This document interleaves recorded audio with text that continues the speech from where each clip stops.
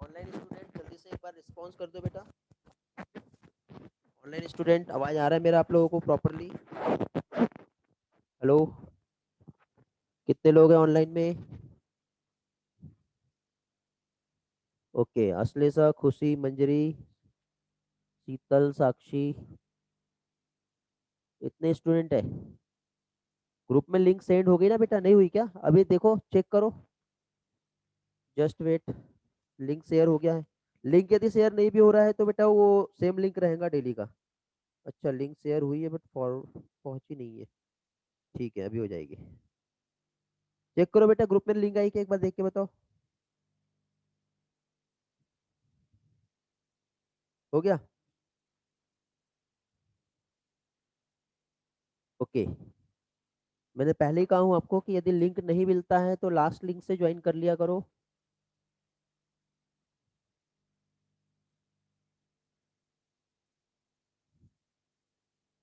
Okay, board दिख रहा है अभी प्रॉपरली? ठीक। चलो तो स्टार्ट करते हैं बेटा। तो देखिए यहाँ पे हम लोग जो है रेस्पिरेशन इन प्लांट, ये जो टॉपिक हम लोग स्टार्ट किए हैं, तो इसमें रेस्पिरेशन इन प्लांट, तो हम लोगों ने कल के लेक्चर में रेस्पिरेशन एक्चुअली होता क्या है ये हम लोगों ने समझे थे।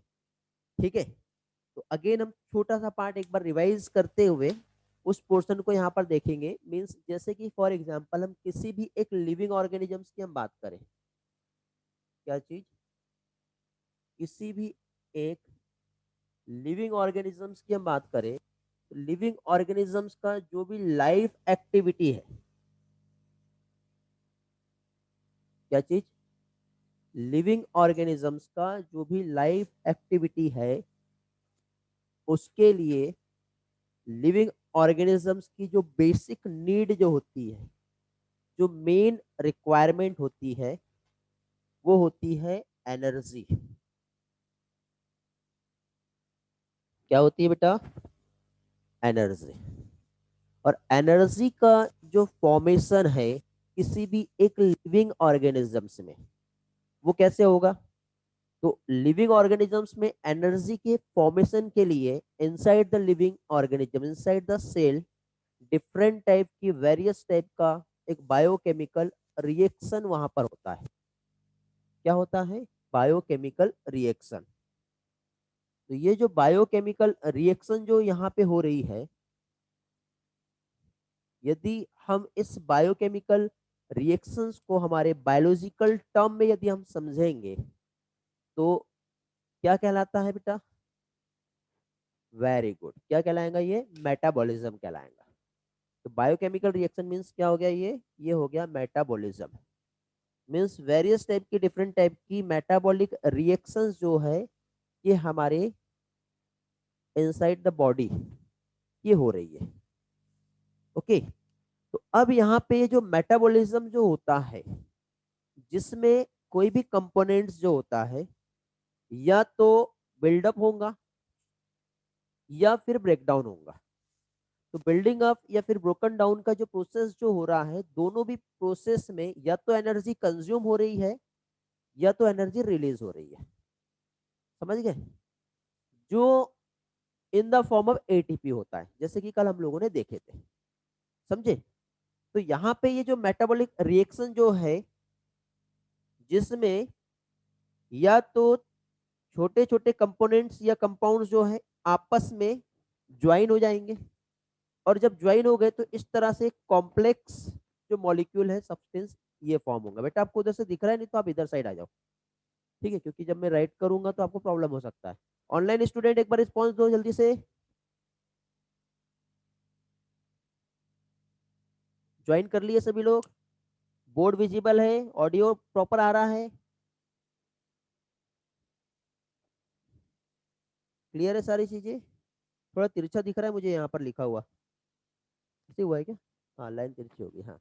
ओके, ठीक है। अब वो क्या है, यहाँ पे इस डायरेक्शन से समझ में नहीं आया। ठीक है, ओके। तो अभी देखिए यहाँ पे हम लोग जो देख रहे हैं, क्या चीज, ये जो मेटाबॉलिक रिएक्शंस जो हम जो देख रहे हैं, क्या है? एक तो छोटे छोटे कंपोनेंट जो है आपस में ज्वाइन हुए और एक कॉम्प्लेक्स कंपोनेंट बन गया।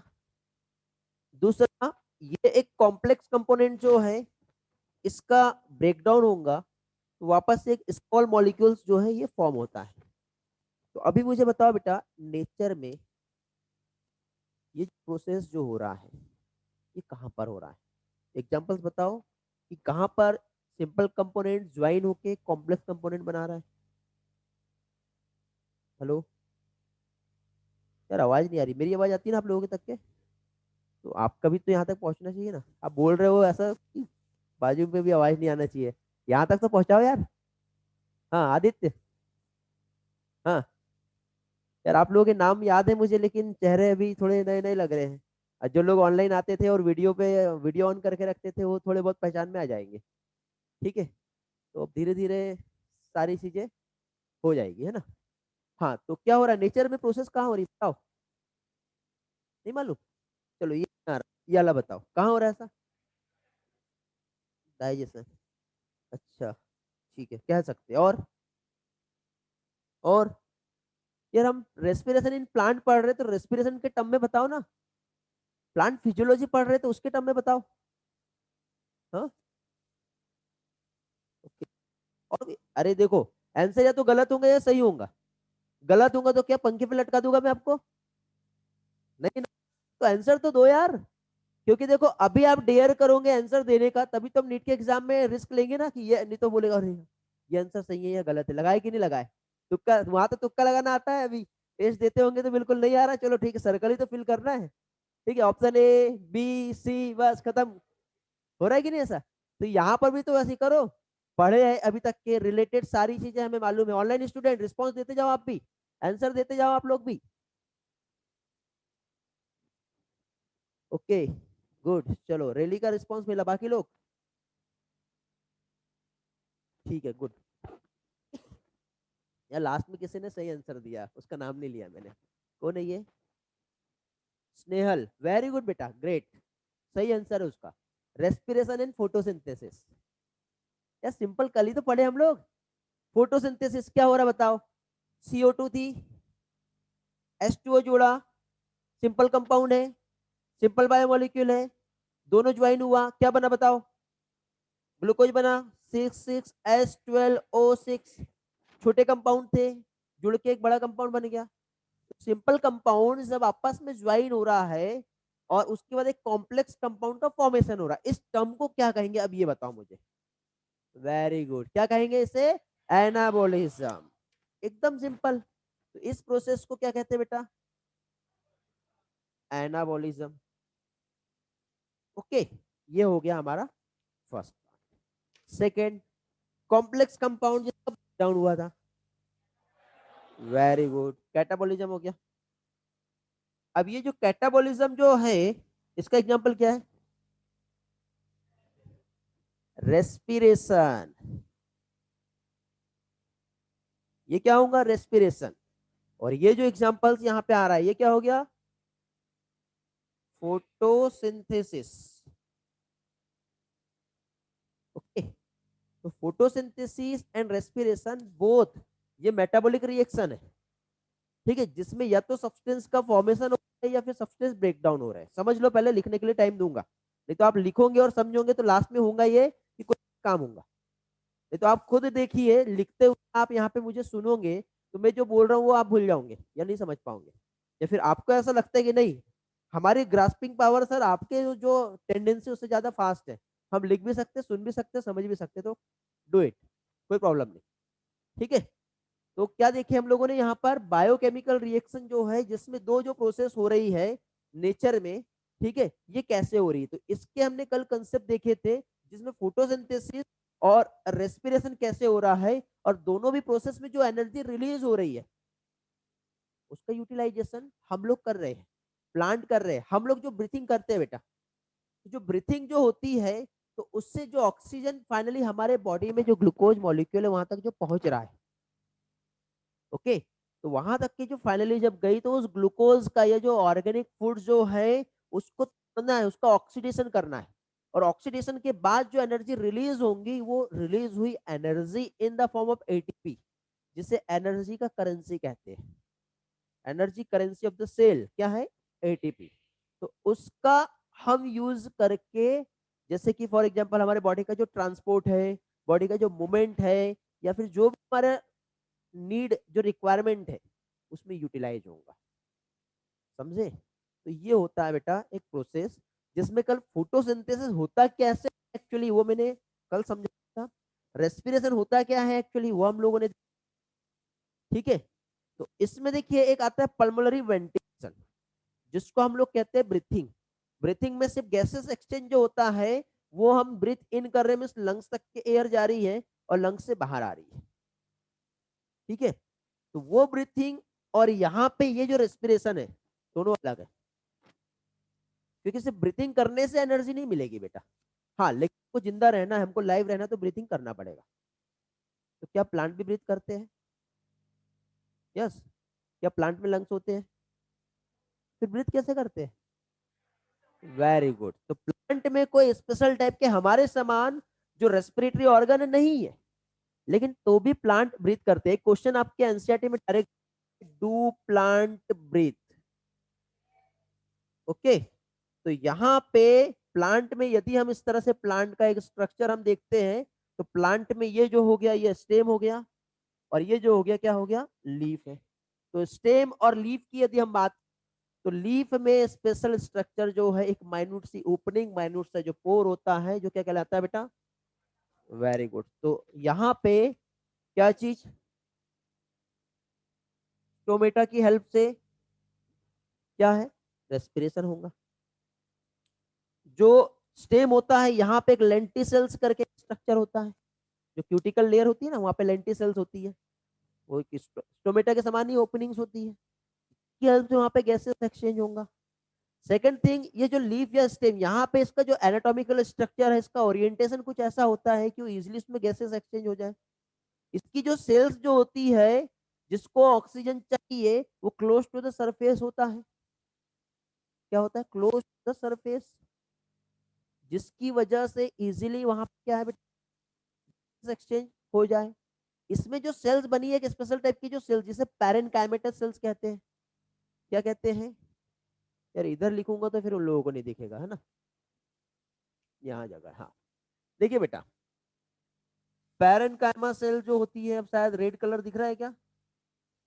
दिखाई दे रहा है? ब्लैक कलर यूज करो। एक ग्रीन कलर भी चाहिए मुझे, अभी है नहीं, कल से अरेंज करना पड़ेगा। तो देखिए जो पैरेनकाइमा जो सेल्स है, तो ये जो सेल्स है इसका अरेंजमेंट कुछ इस तरह से होता है बेटा। ये क्लोजली पैक्ड नहीं है बेटा, बीच में इसका डिस्टेंस लूजली है, और उसका अरेंजमेंट कुछ ऐसा है जिसकी वजह से यहाँ पे क्या होगा बेटा, यदि मान लो इधर से एयर आ रही है या ऑक्सीजन या कार्बन डाइऑक्साइड आ रही है, तो बीच में उसको स्पेस मिल गया, जिसे इंटरसेलुलर स्पेस कहते हैं। तो इजिली जो गैस है एयर ट्रेवल करके आगे की जो सेल्स है वहां तक पहुंच सकती है, और जिसको भी नीड होगा वो वहां पे अपने रिक्वायरमेंट को फुलफिल कर लेगा। समझ में आ गया बेटा? इतना पार्ट क्लियर हुआ? अब आप इतना पोर्शन लिख सकते हो, उसके बाद फिर आगे का जो पार्ट है मैं आपको एक्सप्लेन करता हूँ, ठीक है? हाँ बेटा। बेटा एक बाकी लोग बात नहीं करो। वाटर ट्रांसपीरेशन में हेल्प करता है बेटा, ट्रांसपीरेशन, ठीक है? वो पढ़ेंगे हम लोग इसके बाद। ओके, चलो रिस्पॉन्स करो बेटा ऑनलाइन स्टूडेंट, जल्दी से। क्लियर है? आप लोग स्क्रीनशॉट ले लो जल्दी से।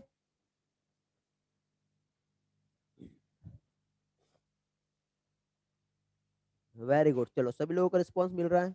पेरेंट कायमा रिपीट करना है साक्षी।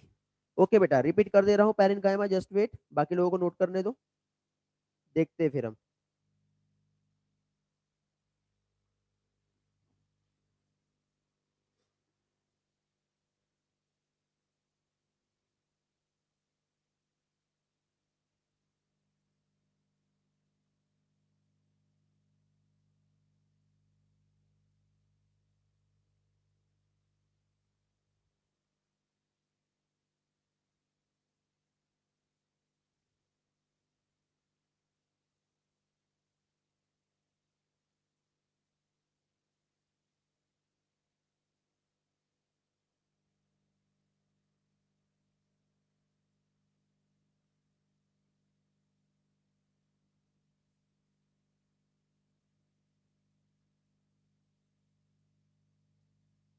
जिसका लिख के हो जाए एनसीईआरटी पढ़ना है बेटा। ऑनलाइन स्टूडेंट आप लोग अभी स्क्रीनशॉट तो ले लिए हो, एनसीईआरटी के फर्स्ट और सेकंड पेज जो है आपको पढ़ना है। साक्षी बेटा आपका जो डाउट आ रहा था वो मैं क्लियर कर दे रहा हूँ। पेरेंट कायमा मीन्स एक स्पेशल टाइप की सेल्स होती है बेटा, ठीक है। तो ये सेल का अरेंजमेंट जो है, देखो हर सेल्स के बीच में गैप दिख रहा है, और ये जो गैप यहाँ पे जो दिखाई दे रहा है, यहाँ पे क्या है, इस गैप की वजह से एयर यदि यहाँ से आई और यदि ये टोटल ऐसी रहती तो उसको आगे पास होने के लिए जगह मिलती क्या? नहीं। तो ये लूजली पैक्ड पेरेंट काइमेटस सेल्स है, जिसकी वजह से क्या होगा, ये इजिली यहाँ से आगे एयर जो है पास हो सकती है। साक्षी बेटा समझ में आया?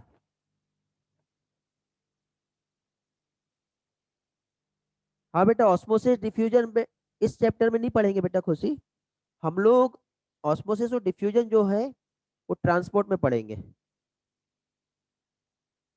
बोलिए बेटा, प्लांट एनाटॉमी में हम लोग ये पार्ट अच्छे से समझेंगे, डोंट वरी, टेंशन ना लो। अभी सिर्फ आप याद रख लो कि पैरेनकाइमेटस सेल्स यहाँ पे प्रेजेंट होती है।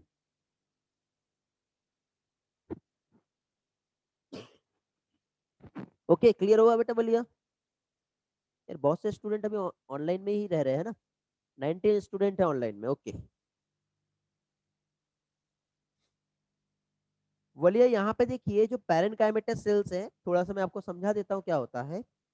जो सेल्स या जो टिश्यू होता है, मीन्स जैसे कि एक मेरिस्टेमेटिक टिश्यू होता है, ओके, और एक टिश्यू जो होता है कॉम्प्लेक्स, जिसमें सिंपल और परमानेंट टिश्यू होते हैं। मीन्स हमारे बॉडी मतलब प्लांट की जो बॉडी होती है उसमें स्पेशल टाइप के टिश्यूज प्रेजेंट होते हैं।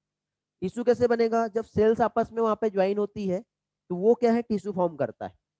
ओके, तो उसके टाइप्स होते हैं बेटा। तो ये सारी चीजें प्लांट में ही प्रेजेंट, अलग अलग सरफेस, अलग अलग टाइप का स्ट्रक्चर वहां पे प्रेजेंट है। तो ये प्लांट एनाटॉमी में हम लोग इस पार्ट को एक्सप्लेन करूंगा मैं आपको, तो वो सारी चीजें समझ में आ जाएगी।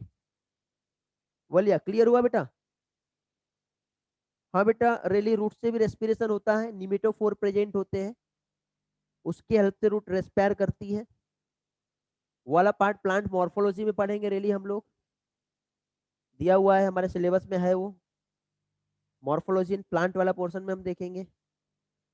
Okay, great. क्या बेटा? साइनोबैक्टीरिया। साइनोबैक्टीरिया बेटा, ये एक ऑर्गेनिज्म है, माइक्रोस्कोपिक माइक्रो ऑर्गेनिज्म है। मींस ब्लू ग्रीन एल्गी इसे कहते हैं। जैसे कि मोनेरा है ना, मोनेरा मींस जो 5 किंगडम आप लोगों ने पढ़े होंगे, तो 5 किंगडम क्लासिफिकेशन में मोनेरा जो होता है उसका एक मेंबर, जैसे एक बैक्टीरिया हो गया और एक साइनोबैक्टीरिया, ठीक है। तो ये क्या हो गया, एक माइक्रोस्कोपिक ऑर्गेनिज्म है। ओके ओके,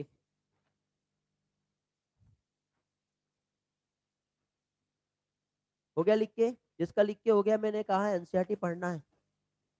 ओके,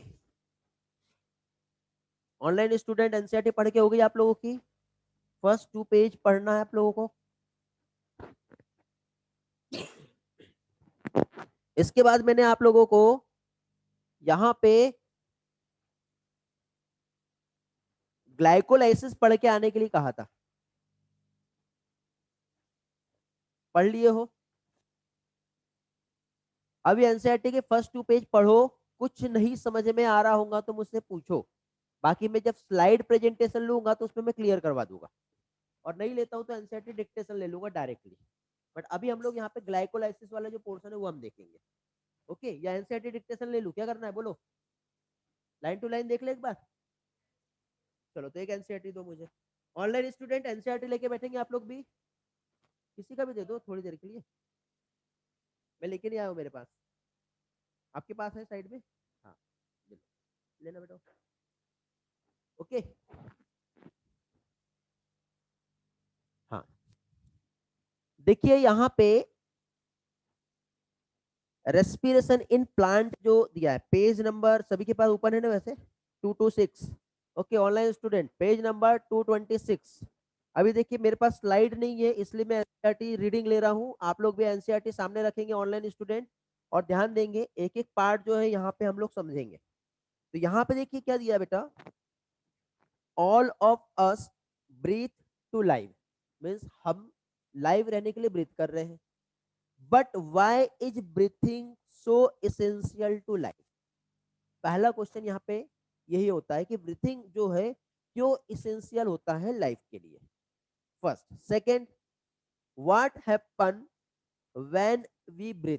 ये सबके क्वेश्चन नीचे मिलने वाले हैं, ठीक है, लेकिन क्वेश्चन क्या क्या वो हम देख लेते हैं। ठीक है, जब हम ब्रीथ कर रहे हैं तो क्या हो रहा है, तो दोनों के आंसर से यदि हम देखें बेटा, तो देखो ब्रीथिंग जो है लाइफ लाइव रहने के लिए क्यों नीड होती है। तो हम जानते हैं कि कल हम लोगों ने देखे थे कि हमें एनर्जी चाहिए। तो एनर्जी जो है वो स्टोर्ड हुआ है इन the form of glucose, in the form of carbohydrate, जो कि एक कॉम्प्लेक्स कंपोनेंट है।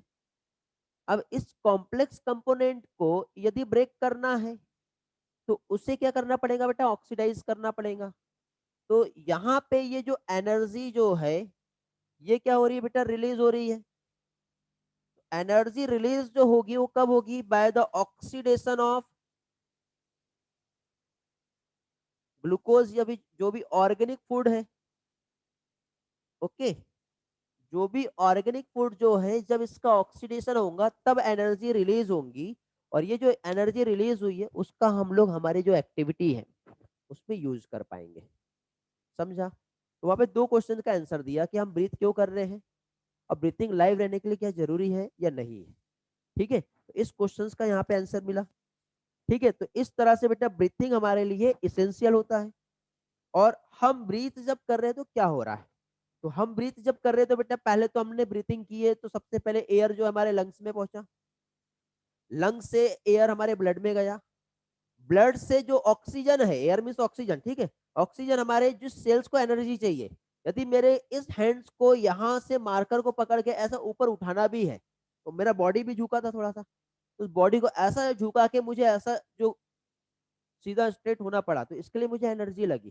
तो ये बॉडी में यहाँ से लेके बैक साइड तक के एनर्जी चाहिए थी। तो पहले जो ऑक्सीजन प्रेजेंट थी, पहले जो ग्लूकोज उस सेल्स के पास जो प्रेजेंट था, क्योंकि ग्लूकोज जो है ग्लाइकोजन के फॉर्म में हमारी मसल्स में स्टोर होता है, पढ़े हम लोगों ने, है ना, जानते हो आप लोग, बेसिक में पढ़े होंगे। ठीक है, तो वो जो है वो ब्रेक हुआ पहले तो ग्लूकोज में, तो वो ग्लूकोज ब्रेक हुआ और उसके बाद उससे जो एनर्जी बनी थी इन द फॉर्म ऑफ एटीपी, वो एटीपी ब्रेक हुआ एडीपी में, पढ़े होंगे। ठीक है, एटीपी ब्रेक हुआ एडीपी में, और फिर वो जो फॉस्फेट ब्रेक होने के बाद जो एनर्जी रिलीज हुई उसने ये जो है, ये जो मूवमेंट आप देख रहे हो, इसमें मसल्स को कॉन्ट्रैक्ट किया और रिलैक्स किया और बॉडी का क्या हुआ, ये मूवमेंट हुआ। समझे? ऐसा प्रोसेस हो रहा है। ये फर्स्ट टू लाइन का मैंने एक्सप्लेनेशन दिया। एनसीईआरटी रटना नहीं है, समझना है बेटा, पहले कह रहा हूं मैं। ओके, इसलिए यहाँ पे आए हो तो क्लास में आज जो मैं पढ़ाने वाला हूँ, आपका टारगेट ये होना चाहिए कि घर से एक बार वो सारी चीजें पढ़ के आओ। समझे? जब भी मैं जो टॉपिक पढ़ाऊंगा आप +3 पेज पढ़ के आऊंगे। जैसे आज मैं चैप्टर स्टार्ट कर रहा हूँ तो पहले से आपके सारा चैप्टर नहीं बोल रहा मैं, 3 पेज पढ़ के आने के लिए बोल रहा हूँ। अब कल यदि मेरा आज एक पेज हो गया तो कल ऑब्वियसली आगे जो भी मैं पढ़ाऊंगा लेकिन आपको +3 पेज रहना है। तो कल आपको क्या करना पड़ेगा, उसके आगे के 3 पेज रेडी रखना है। मतलब सिर्फ 3 पेज, मतलब आज फर्स्ट पेज हुआ है तो उसके 1 2 तो 2 पेज तो पहले से पढ़े रहेंगे ना आपके, एक ही पेज पढ़ना है। और आज 2 पेज हो गया तो आपको घर जाके 2 पेज पढ़ना है, और उस एक पेज को रिवाइज करना है, और आज जो पढ़ा है वो भी रिवाइज करना है। समझ गए?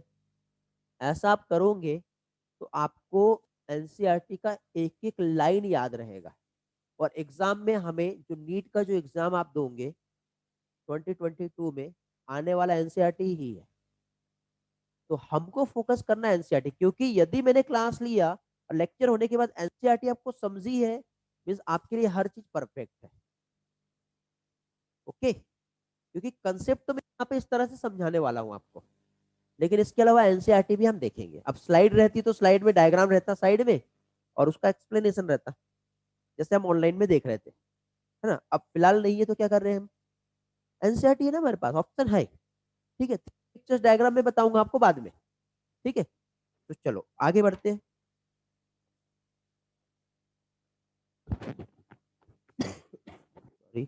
तो अभी देखिए यहाँ पे, also do all living organism, all living organisms की बात हो रही है बेटा, including plants, including micro organisms, उसमें भी रेस्पिरेशन होता है, उसमें भी रेस्पिरेशन होता है। ठीक है, ऑनलाइन में हमारा बायोलॉजिकल क्लासिफिकेशन जो जस्ट स्टार्ट हुआ था और कुछ बैच में आप लोगों का हो गया है, तो उसमें आप लोगों ने पढ़े होंगे जो बैक्टीरिया होता है वो एरोबिक होता है, एनारोबिक होता है, ऑब्लिगेट एरोब्स होता है, फैकल्टेटिव एरोब्स होता है, ऑब्लिगेट एनारोब्स होता है। नहीं पढ़े होंगे तो टेंशन ना लो, बट मैं ये बताना चाह रहा हूँ आपको कि बैक्टीरिया में भी रेस्पिरेशन होता है, हम में भी हो रहा है, प्लांट में भी होता है। यहाँ पे क्या है, all living organisms including plant and microbes क्या करते हैं बेटा, ब्रीथ करते हैं। ओके, ये है बेटा फर्स्ट पैराग्राफ। क्लियर हो गया फर्स्ट पैराग्राफ के एक एक पॉइंट्स। सेकंड पैराग्राफ क्या कह रहा है देखिए बेटा, सेकंड पैराग्राफ में all living organisms need energy, ये बताया था मैंने यहाँ पर। किस चीज के लिए होता है बेटा, उसकी लाइफ एक्टिविटी के लिए। तो ऑल लिविंग ऑर्गेनिजम्स को एनर्जी चाहिए for carrying out daily life activity. क्या क्या हो सकता है, जैसे कि जो हमने फूड खाए, तो हमने जो फूड खाया है वो डायरेक्ट ग्लूकोज लिए कि हमने, वो तो तब लेते ना जब हम बीमार हो जाते हैं, डिसीज हो गया, तो ग्लूकोज पाउडर लाए, ग्लूकोन डी बिल्कुल तुरंत एनर्जी बूस्ट कर दे, है ना, वो सनलाइट दिखाते हुए आप पूरा एनर्जी चूस लेता है वो, है ना, ऐड देखे होंगे। ठीक है, तो वो तब की बात है, बट अभी हर टाइम हम वही ले रहे हैं क्या, नहीं। तो अभी हमें जो एनर्जी चाहिए वो एक कॉम्प्लेक्स फूड हम लेते हैं, कार्बोहाइड्रेट का एक कॉम्प्लेक्स फॉर्म। आप राइस खा रहे हो, आप चपाती खा रहे हो या वॉट, आप क्या ले रहे हो, आप कॉम्प्लेक्स कार्बोहाइड्रेट मीन्स कौन सा, स्टार्च। मिल्क आप लेते हो, मिल्क जो ड्रिंक कर रहे हो उसमें क्या होता है, और और कौन सी शुगर होती है, लैक्टोज शुगर, शुगर भी एक कार्बोहाइड्रेट है, बट ये डाइसेकेराइड है। स्टार्च क्या है, पॉलीसेकेराइड से। हम बायोमोलिक्यूल में पढ़ेंगे लेकिन थोड़ा सा मालूम होना चाहिए ना, अब नहीं पढ़े तो छोड़ देंगे थोड़ी, जो चीज उससे रिलेटेड आएगी वो थोड़ा सा हम वो देखते हुए चलेंगे, और जब हम वो फाइनली उस टॉपिक पे जब आएंगे तो हमको थोड़ा बहुत आइडिया रहेगा कि हाँ ये चीज होती है। ठीक है, तो अब जो हमने फूड जो कंज्यूम किए वो क्या है, कॉम्प्लेक्स फूड है। तो अब इस कॉम्प्लेक्स फूड को जब हम कंज्यूम कर रहे हैं तो उसको हमको ब्रेक करना पड़ेगा। तो सबसे पहले तो जो एंजाइम्स है उसने ब्रेक किया, जैसे सेलाइवरी एमाइलेज, स्टार्च को कन्वर्ट किया माल्टोज में। फिर जब वो फाइनली हमारे स्टमक या इंटेस्टाइन में पहुंचा तो सिंपल फॉर्म में ग्लूकोज के फॉर्म में कन्वर्ट हो गया। तो अब उस ग्लूकोज को हमारे ब्लड तक पहुंचाना है, कैसे पहुंचेगा, ट्रांसपोर्ट तो बाद में होगा ना, वो तो ट्रांसपोर्ट मीन मूवमेंट। सबसे पहले देखो, थोड़ी सी जगह बना लेते हैं यहाँ पर पहले, इसका भी कुछ नीड होगा क्या, यहाँ पे देखते हैं। देखिए बेटा, जैसे कि आपने जो भी फूड कंज्यूम किए हो, ये आपका स्टमक है और ये आपका इंटेस्टाइन है, ग्लूकोज यहाँ पर है और ये आपका ब्लड है। ट्रांसपोर्ट तो तब होगा जब ग्लूकोज यहाँ है और ये ब्लड इस तरह से ग्लूकोज को ट्रांसपोर्ट करेगा। उसके पहले इस ग्लूकोज को यहाँ से यहाँ पहुंचाना है। एब्जॉर्प्शन, देखो वहां पे लिखा है एक लाइन, जो एनर्जी हमारी लाइफ एक्टिविटी में यूज हो रही है, फर्स्ट प्रोसेस क्या है, एब्जॉर्प्शन। तो सबसे पहले उसको एब्जॉर्ब करने के लिए भी एनर्जी चाहिए। ठीक है, तो यहाँ पे होता है बेटा डिफ्यूजन। डिफ्यूजन क्या होता है बताओ, movement of molecule from a region of higher concentration to a region of lower concentration। Very good यार, पता है आपको। ठीक है, तो मॉलिक्यूल का मूवमेंट यहाँ पे हायर कंसेंट्रेशन से लोअर कंसेंट्रेशन तक के जब हो, तो इसमें एनर्जी नहीं लगती। लेकिन जब यहाँ जितना ग्लूकोज था यहाँ से इधर, अब इधर ग्लूकोज ज्यादा हो गया। Not only single glucose, amino acid भी होता है, आयंस भी होते हैं, सोडियम भी होता है, बहुत सारे मॉलिक्यूल्स रहते हैं। मैं एक एग्जांपल आपको ग्लूकोज बता रहा, बट बाकी सारी चीजें भी है। तो जब यहाँ पे पहले ज्यादा कंसेंट्रेशन था, इधर कम था, तो सिंपल डिफ्यूज हो गया। अब कंसेंट्रेशन इधर कम हो गया बट इधर ज्यादा हो गया, क्या करना पड़ेगा, यहाँ पे एक्टिव ट्रांसपोर्ट होगा। और active transport means against the concentration gradient molecule का मूवमेंट होगा। और against the concentration gradient means पहले जब मॉलिक्यूल का मूवमेंट हाई टू लो हो रहा था, अभी मॉलिक्यूल का मूवमेंट जो है वो लो टू, और इसके लिए हमको एटीपी खर्च करना पड़ेगा। तो एटीपी का ब्रेकडाउन होगा एडीपी में, और एडीपी के बाद फिर फाइनली ये जो एनर्जी यहां से यहां निकली वो उसको एब्जॉर्ब करने में हेल्प होंगी। समझ गए? पहली चीज वो देखो वहां पे यही लिखा है कि जो एनर्जी रिलीज हो रही है हमारे बॉडी में उसका यूटिलाइजेशन कहाँ पर होगा? पहला एब्जॉर्प्शन, पहली चीज समझ गए। अब इसको यहाँ पे आ गया वो अपने वजह से इधर उधर घूम सकता है क्या? यदि मैं आपको 4 दिन से कुछ भी खाने को नहीं दूं अब बोला बेटा यहाँ से आप दौड़ के जाओ बिल्कुल मेडिकल स्क्वायर तक के, अब बोलोगे सर क्या बोल रहे हो, यहाँ उठना मुश्किल हो रहा है आप दौड़ने की बात कर रहे हो। समझ गए? तो जो ट्रांसपोर्ट जो हो रहा है, अब ये हमारे ब्लड में ग्लूकोज तो आ गया बट इसको यहाँ से इधर ट्रांसपोर्ट भी तो करना है। समझ रहे हो कैसे होगा? एनर्जी चाहिए। तो यही तो हम देख रहे हैं बेटा कि लाइफ एक्टिविटी के लिए नीड है एनर्जी जो कि ऑक्सीडेशन ऑफ ऑर्गेनिक फूड से रिलीज हुई इन द फॉर्म ऑफ एटीपी और ये एटीपी का यूज हो रहा है। समझ गए? आगे का स्टेटमेंट देखो क्या है। एब्जॉर्प्शन हो गया, ट्रांसपोर्ट हो गया, फिर क्या? मूवमेंट। डांस करना है हमको, है कि नहीं? बिना एनर्जी के पॉसिबल है क्या? नहीं। फिर उसके बाद आगे रिप्रोडक्शन, इवन ब्रीथिंग। ये जो हम ब्रीथ कर रहे हैं ना उसमें भी एनर्जी चाहिए। समझे? रिप्रोडक्शन में भी एनर्जी चाहिए। ठीक है। फाइनली अब देखिए where does all this energy come from? All energy कहां से आई बेटा? First question. अब वही हम देख रहे हैं, ये एटीपी है, ये फूड है। फिर आगे देखिए, we know we eat food for the energy. Okay, हमने फूड जो है ईट की है, but how is this energy taken from food? इस क्वेश्चन का भी आंसर आप जानते हो। एनर्जी जो है उस फूड से कैसे आई? Very good. पहले तो कॉम्प्लेक्स फूड ब्रेक हुआ, ब्रेक होने के बाद एब्जॉर्ब हुआ, फिर वो जो ग्लूकोज है उसका क्या होगा? ऑक्सीडेशन होगा, तभी तो एनर्जी आएगी। समझे? हम एक स्टेप ज्यादा पहले पढ़ चुके हैं, हमने कंसेप्ट पढ़े बेटे। सारे क्वेश्चन के आंसर आप लोगों को आ रहे हैं, क्यों? क्योंकि कंसेप्ट क्लियरिटी है। कल का लेक्चर बहुत इंपॉर्टेंट था, लग रहा ना, अभी फील हो रहा ना? एक एक चीज विजुअलाइज हो रही कि नहीं एनसीईआरटी की लाइन की क्या हो रहा है और कैसे हो रहा है, तो वो जरूरी है। तो पहले कंसेप्ट समझो, फिर एनसीईआरटी का लाइन को समझो, एकदम परफेक्शन आ जाएगा बेटा। फिर देखो कौन आपको कहता है कि नहीं हमें नहीं आता या नहीं समझा। ठीक है, चलो आगे देखो। फिर इसके बाद आगे कहाँ पहुंच गए हम लोग? तो एनर्जी उस फूड से कैसे आई, फिर आगे देखिए how is this energy utilise? कैसे यूटिलाइज हो रहा है वो भी हमें समझ में आ रहा है। ओके, आगे do all food give the same amount of energy? Yes और नो? नो। तो अब इसका आंसर बताओ, 1 ग्राम यदि कार्बोहाइड्रेट्स हमने कंज्यूम किए तो कितना एनर्जी मिलेगा?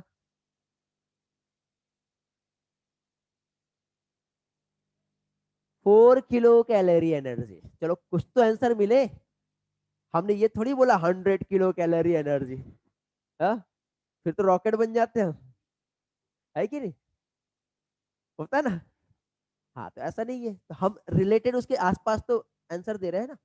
तो मतलब हमें इतना समझ में आ रहा है कि आंसर क्या हो सकते हैं, तो ऐसी नीड में भी होगा बेटा। कोई क्वेश्चन आया, हमको आंसर नहीं आ रहा है, तो हम रिलेटेड उसके पहुंच तो सकते हैं और रिस्क तो ले सकते हैं ना बेटा। हमेशा याद रखना, लाइफ में रिस्क ना लेना ही सबसे बड़ा रिस्क होता है, और हम वही काम नहीं करते। ठीक है, आप रिस्क नहीं लोगे तो आप कभी आगे नहीं बढ़ोगे बेटा। ठीक है, तो लाइफ में रिस्क ना लेना ही सबसे बड़ा risk होता है, तो रिस्क तो लेना ही पड़ेगा बेटा, हर जगह रिस्क लेना पड़ेगा। ओके, चलो आगे बढ़ते हैं। तो पहुंच गए हम लोग।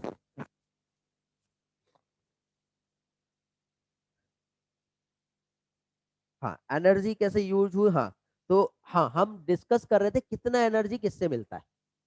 अब क्वेश्चन देखो, सेम एक ऐसा सिंगल स्टेटमेंट में कह दिया तो क्या उस पर क्वेश्चन नहीं आ सकते? आएंगे ना बेटा। कार्बोहाइड्रेट और प्रोटीन जो है 4 किलो कैलोरी देता है, याद रख लो। और फैट जो है 9 किलो कैलोरी एनर्जी देता है। समझ गए? इतना आप याद रखिए। आगे बढ़ते हैं। फिर इसके बाद देखिए, अब देखिए पॉइंट में हम जाएंगे तो पॉइंट 1 पॉइंट 2 वो हम सब बाद में देखेंगे। अभी आप अप्रोक्स वैल्यू इतना याद रखो, नहीं तो मैं पॉइंट में बताऊंगा तो आपको पहले अप्रोक्सीमेट वैल्यू तो याद होनी चाहिए पहले, समझे। चलो सॉरी। तो इसके बाद देखिए आगे एक बार ऑनलाइन वाले उसको देख लेता हूँ। बेटा किसी का कुछ रहता है ना तो आप टेक्स्ट कर दिया करो। आई होप आपको आवाज अच्छे से आ रही होंगी। चलो वेरी गुड। आपके कुछ डाउट्स रहेंगे तो आप मुझे मैसेज कर देना, क्योंकि मैं बार बार कुछ नेटवर्क या टेक्निकल एरर या साउंड का प्रॉब्लम होगा तो वो मैं इमीडिएटली नहीं देख पाऊंगा। ठीक है, तो थोड़ा सा कभी फ्लक्चुएशन हुआ तो कंसिडर कर लेना, यदि माइनर प्रॉब्लम रहा तो। बट मेजर रहा तो आप मुझसे जो है क्वेश्चन कर सकते हो। ठीक है, चलो तो आगे बढ़ते हैं।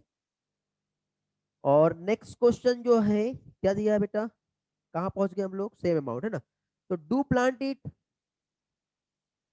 यस और नो। ईट तो नहीं कर रहे हो, लाइट को कैप्चर कर रहे तो उसको ईट बोलेंगे क्या हम? युगलिना थोड़ी है वो, युगलिना भी तो प्लांट है, नहीं है? है क्या है युगलिना? अरे नाम सुने हो कि नहीं युगलिना का, सुने हो ना? क्या है ये?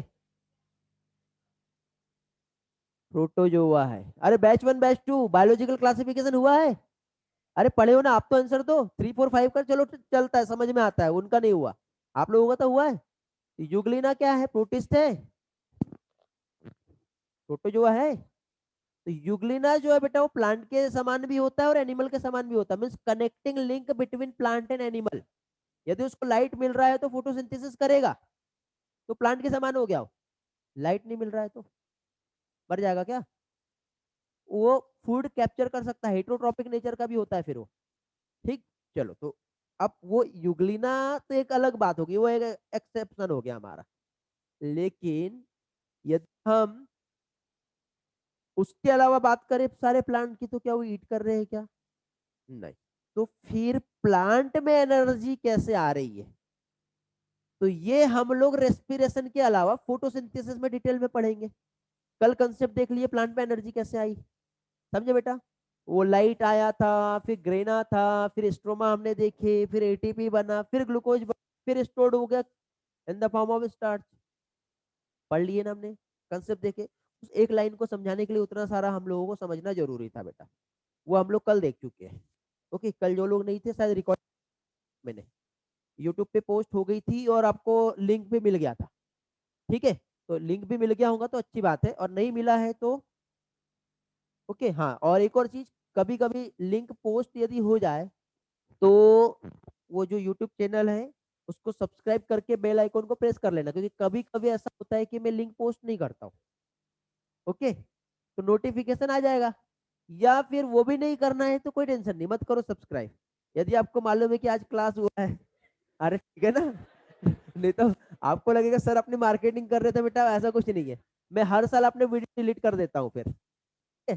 तो वो भी नहीं है। यदि आपको वो भी नहीं करना है तो कोई बात नहीं, लेकिन आपको ऐसा लगता है कि नहीं आज का लेक्चर हमको देखना है, तो चैनल का नाम याद रख लेना। ठीक है, या फिर वो भी याद नहीं है तो जो लास्ट लिंक ये ग्रुप में शेयर हुई है, ठीक है, वहां पे जा करके फिर प्लेलिस्ट को सर्च कर लेना, वहां पे मिल जाएगी आपको। ठीक है, बट कल का प्लेलिस्ट नहीं बना है, कल के लेक्चर का प्लेलिस्ट नहीं बना है, वो अब मुझे याद आ गया तो रेडी कर दूंगा मैं। ठीक है, चलो आगे बढ़ते हैं। ओके, हाँ, क्योंकि क्या है बेटा वो इसलिए है क्योंकि आपको यदि मान लो आफ्टर 6 मंथ आज के कोई लेक्चर का रिवीजन करना होगा, तो मैं आपको क्लाउड रिकॉर्डिंग दूंगा तो फिर आपके लिए वो प्रॉब्लम हो जाएगी। और यूट्यूब पे आपको मिलेगी तो क्या होगा, 6 मंथ के बाद भी आपको याद तो रहेगा कि उस टाइम पे वो लेक्चर हुआ था, तो हम एक बार रिवाइज कर सकते हैं। इसलिए आपको जो डेटा यूट्यूब पर भी मिलेगा, ठीक है, वो आपके लिए बेटर है। ठीक, और उसके डिस्क्रिप्शन में आपको एक प्लेलिस्ट मिल जाएगी, जो लोग बैच 1 और 2 के जिनको नहीं मालूम। ठीक है, तो डिस्क्रिप्शन में आपको एक लिंक मिलेगी जहाँ पे एक सिंगल प्लेलिस्ट रहती है बेटा, जिसमें आपको टाइटल नेम और लिंक मिलेगा, तो आप डायरेक्टली देख सकते हो कहीं पे भी जाके। ओके, चलो तो आगे बढ़ते हैं। Where do plant get their energy from? तो यहाँ पे देखिए ये प्लांट हो गया, और माइक्रो ऑर्गेनिजम्स जो है ये क्या है, for their energy requirement do they eat food? Yes, okay. तो आगे देखिए, you may wonder at the several question rays above, they may seem to be very disconnected. But in reality, the process of breathing is very much connected to the process of release of energy from food. मतलब देखो इतने सारे questions हमने जो देखे, कुछ का connection है कुछ का नहीं है, लेकिन उसके बाद भी यदि हम देखें तो ब्रीथिंग सभी से कनेक्टेड है। ब्रीथिंग तो सभी में कॉमन हो रहा है, क्योंकि एयर यदि ऑर्गेनिजम्स के बॉडी में नहीं पहुंची और फूड का ऑक्सीडेशन नहीं हुआ तो एनर्जी का फॉर्मेशन नहीं होगा। तो ब्रीथिंग जो है जरूरी है। फिर आगे देखिए क्या है, ब्रीथिंग जो है वो कनेक्टेड हो गया। तो अब यहाँ पे हम लोग अंडरस्टैंड करेंगे कि ये प्रोसेस एक्चुअली होता कैसे है। तो all the energy required for the life process is obtained by the oxidation of some macromolecule. ये वाला पॉइंट है, देखो ये ऑर्गेनिक फूड मैंने जो टर्म यहाँ पे यूज किया, इसे क्या कहेंगे, macromolecule. Simple, complex, complex. Macro means complex food. तो ये जो कॉम्प्लेक्स फूड जो है, जैसे पॉलीसेकेराइड, ठीक है, उसका जब ब्रेकडाउन हुआ तो सिंपल फॉर्म में हुआ, फिर वो सिंपल फॉर्म का जब ऑक्सीडेशन हुआ तब वहां से एनर्जी क्या होंगी, रिलीज होंगे, मीन्स ऑक्सीडाइज करना पड़ेगा। तो यहाँ पे देखिए मॉलिक्यूल जो जनरली टू टाइप के होते हैं बेटा, एक होता है माइक्रो मॉलिक्यूल और एक होता है माइक्रो मॉलिक्यूल। जो है जैसे कि फॉर एग्जांपल हम लोग वाटर को कह सकते हैं, हम लोग सॉल्ट या मिनरल्स आयंस ऐसे, तो उसको हम ऑक्सीडाइज नहीं कर सकते, उसको हम ब्रेक नहीं कर सकते, तो वो क्या हो गया माइक्रो। और मैक्रो मॉलिक्यूल जिसको हम ब्रेक कर सकते हैं, ठीक है। तो अब यहाँ पे क्या हो रहा है बेटा, सम, वहां पे भी यूज किया एक टर्म, क्या चीज, सम मैक्रो मॉलिक्यूल्स, जिसका क्या होगा ऑक्सीडेशन, ठीक, जिसको हम लोग क्या कहते हैं बेटा, फूड कहते हैं। कार्बोहाइड्रेट हो गया, प्रोटीन हो गया, ठीक है, फैट हो गया, लिपिड, तो ये क्या हो गया बेटा, फूड। तो जब इनका ऑक्सीडेशन होगा तब जाके यहां से क्या होगा, एनर्जी रिलीज होगा। समझे। फिर आगे देखिए इसके बाद, only green plant and cyanobacteria. Cyanobacteria क्या पता है ना, blue green algae, short form में क्या कहते हैं इसे, BGA। क्वेश्चन आता है बेटा, याद रखना। साइनोबैक्टीरिया को ब्लू ग्रीन एल्गी कहते हैं, शॉर्ट फॉर्म में क्या है, BGA। तो ये जो साइनोबैक्टीरिया है और प्लांट दोनों में फोटोसिंथेसिस होती है। जिसमें फोटोसिंथेसिस होती है उसको घूमना फिरना पड़ता है कि हमारे समान वो जगह पे रहते हैं। तो अब देखो पहली चीज तो हम लोग इतना जो मूवमेंट जो करते हैं उसके लिए हमको ज्यादा एनर्जी चाहिए, और ज्यादा एनर्जी चाहिए तो हमको ज्यादा ऑक्सीजन चाहिए। जब हायर अमाउंट में ऑक्सीजन मिलेगा तो हम ज्यादातर दौड़ भाग पाएंगे। इसलिए बेटा योगा करना चाहिए। क्यों मालूम है, क्योंकि योगा हमारे बॉडी को चार्ज अप करता है। चार्ज अप मतलब बॉडी की एक सेल तक के सफिशियंट अमाउंट में ऑक्सीजन जो है वो डिलीवरी करेगा, और कुछ अमाउंट में ऑक्सीजन होल्ड हो जाती है। अभी आप बैठे हो, ऑक्सीजन चाहिए, और आप मूवमेंट नहीं भी हो रहा है तो भी वो जो सेल्स के पास ऑक्सीजन है ना वो मिलते रहेंगे। ठीक। तो आज से यदि मतलब आप लोग योगा नहीं करते हो तो अपना डेली लाइफ में अप्लाई करो। एटलीस्ट वॉक करो, रनिंग करो, जंपिंग करो, ठीक है, जो भी होता है, ठीक, वो जरूरी है। ओके, चलो। अब इसके और भी बहुत सारे एडवांटेज हम देखेंगे, चैप्टर्स भी पढ़ेंगे और लाइफ में भी अप्लाई करेंगे बेटा। समझ में आ गया। तो देखिए अभी आगे। तो अब यहाँ पे क्या हो गया बेटा, साइनोबैक्टीरिया और प्लांट अपना फूड तो बना पा रहे हैं, बट इस प्रोसेस को हम फोटोसिंथेसिस कहते हैं, जिसमें लाइट एनर्जी को वो कैप्चर करेगा, कल पढ़े थे हमने, और उसको कन्वर्ट करेगा किसमें बेटा, केमिकल एनर्जी में। और उसके बाद फिर वो उस केमिकल एनर्जी बॉन्डेड कर देगा एक बॉन्ड के फॉर्म में, मीन्स कार्बोहाइड्रेट। तो पहले तो केमिकल एनर्जी क्या बना था बताओ, ATP और NADPH। उसने कार्बन डाइऑक्साइड को फिक्स कर दिया, उससे एक बॉन्ड बन गया था C6H12O6, ग्लूकोज फॉर्म हो गया। फिर वो आगे चल के और बॉन्डेड हो जाएगा ऐसे मॉलिक्यूल्स, तो क्या बन जाएगा? Complex carbohydrate. क्या कहेंगे उसे? जनरली होता है ना, स्टार्च होता है, सुक्रोज होता है। ठीक है, आगे बढ़ते हैं। देखो यहाँ पे यही दिया है, glucose, sucrose and starch. Sucrose नाम सुने हो? ठीक है, हाँ, ये भी एक कार्बोहाइड्रेट है, यदि नहीं मालूम होगा तो। सुक्रोज जो है ये डाइसेकेराइड होता है बेटा, ग्लूकोज जो है मोनोसेकेराइड है। ओके, और स्टार्च जो है वो क्या है? पॉलीसेकेराइड। नहीं मालूम होगा तो इतना आप याद रखिए, एक सिंगल शुगर रहेगी, ये एक सिंगल शुगर, तो ये मोनोसेकेराइड। जब ऐसे दो ग्लूकोज ज्वाइन होते हैं तो माल्टोज बनता है, लेकिन ऐसा ग्लूकोज और फ्रक्टोज ज्वाइन होता है तो सुक्रोज बनता है। ओके, और ऐसे जब बहुत सारे ग्लूकोज जब आपस में ज्वाइन होते हैं तब स्टार्च बनता है। तो ये हो गया मोनोसेक्राइड मतलब सिंगल शुगर, ये हो गया डाइसेक्राइड मीन डबल शुगर, और ये मोर देन 1000 ऑफ शुगर्स हम कह सकते हैं, वो पॉलीसेक्राइड्स हो गया। तीनों का मीनिंग बता दिया मैंने। कंसेप्ट क्लियरिटी जरूरी है बेटा, जो लिखा है वो समझ में आना चाहिए। ठीक है, क्योंकि देखो रटना भी है तो समझ के रटो, तब नीट क्लियर होगा, नहीं तो नहीं होगा। और समझ में आ गया तो रटने की जरूरत ही नहीं पड़ेगी, फिर आपके सब आएंगे ना तो आप डायरेक्टली इजीली सॉल्व कर पाओगे। समझ गए? ओके, ठीक। तो मुझे ये बता, लिविंग वर्ड सभी लोगों का हुआ है ना? तो ये संडे यदि टेस्ट होता है, शेड्यूल मिला है क्या? हाँ, तो यदि टेस्ट इस संडे या फिर नेक्स्ट संडे होता है, नेक्स्ट संडे हुआ तो ये करंट चैप्टर रखेंगे, इस संडे हुआ तो लिविंग वर्ड रखेंगे टेस्ट में। समझे? Okay, hello. शॉक्ड हो गया ऐसे वो, बिल्कुल क्या हो गया? तो रेडी रहना, और टेस्ट ऑनलाइन ऑफलाइन दोनों रहेगा। ठीक है, तो रेडी रहिए, कुछ प्रॉब्लम आता है तो मैं हूँ बेटा उसके लिए। और जनरली लिविंग वर्ड तो बहुत इजी और बहुत सिंपल है, और एग्जाम्पल बेस्ड है, तो एग्जाम्पल ही आपको याद रखना है। यदि किसी को प्रॉब्लम भी है तो रिकॉर्डिंग भी अवेलेबल है, पहले भी आपने किए होंगे, और मेरी भी रिकॉर्डिंग अवेलेबल है लिविंग वर्ड पे। और लिविंग वर्ड पे दो अलग अलग टाइप की रिकॉर्डिंग है बेटा, एक वन शॉट लेक्चर मिलेगा आपको रिवीजन के लिए, जो आप एक लेक्चर में लिविंग वर्ड को कंप्लीट पाओगे। ठीक है, और एक लेक्चर थोड़ा हिंदी होगा, जिसमें 3 या 4 लेक्चर होंगे, याद नहीं अभी कितने हैं। ठीक है, तो उसमें थोड़ा सा डिटेल एक्सप्लेनेशन होगा। ओके, तो दोनों भी आप देख सकते हो। चलो आगे बढ़ते हैं। या पहले के लेक्चर्स की रिकॉर्डिंग होंगी तो वहां से रिकॉर्डिंग देख के रिवाइज कर लीजिए, और उसका क्या होगा, सब कुछ तो एनसीईआरटी को रट लो, समझा है तो रटने की जरूरत ही नहीं पड़ेगी, मैंने पहले ही कहा। ओके, चलो आगे बढ़ते हैं। ऑनलाइन में किसी का मैसेज नहीं दिख रहा मुझे, ऐसा बहुत लंबा चौड़ा यस और नो ही दिख रहा है। दिख रहा है ना? दिख तो रहा है यार, इतने अच्छे से तो दिख रहा है, लास्ट में यस लिखा हुआ है। ओके, आई चेकअप कर रहे हैं अभी हमारा।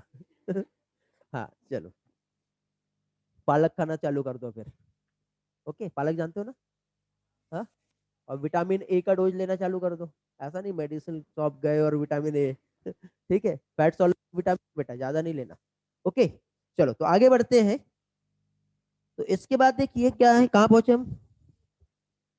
देखिए फिलहाल देखिए, हम जो अभी फर्स्ट डे है, हम आपकी और मेरी ट्यूनिंग को सेट कर रहे हैं। ओके, एक बार सेट हो जाए ना तो स्पीड ऑटोमेटिक बढ़ जाएगा, लेकिन शुरुआत में जो है वो जो ग्रिप होता है ना हमारा, एकदम ट्यूनिंग जो सेट हो जाए, तो एक बार सेट हो गई तो स्पीड ऑटोमेटिक बढ़ जाएगी और समझेगा भी इजीली। ठीक, तो ये नहीं सोचना कि सर आपने 1-1.5 घंटे में सिर्फ एक पैराग्राफ पढ़ा है तो हमारा सिलेबस कैसे होगा। तो कई लोगों के माइंड में ऐसी बात आती है। ओके, तो वो आप लोगों का प्रॉब्लम नहीं है, सिलेबस कंप्लीट कराना मेरा प्रॉब्लम है।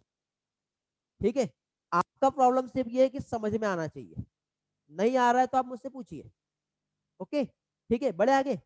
हाँ, तो आगे बढ़ते हैं हम लोग, कहाँ पहुंच गए हम लोग? लाइट एनर्जी ट्रैप हुआ, फिर वो स्टोर हो गया।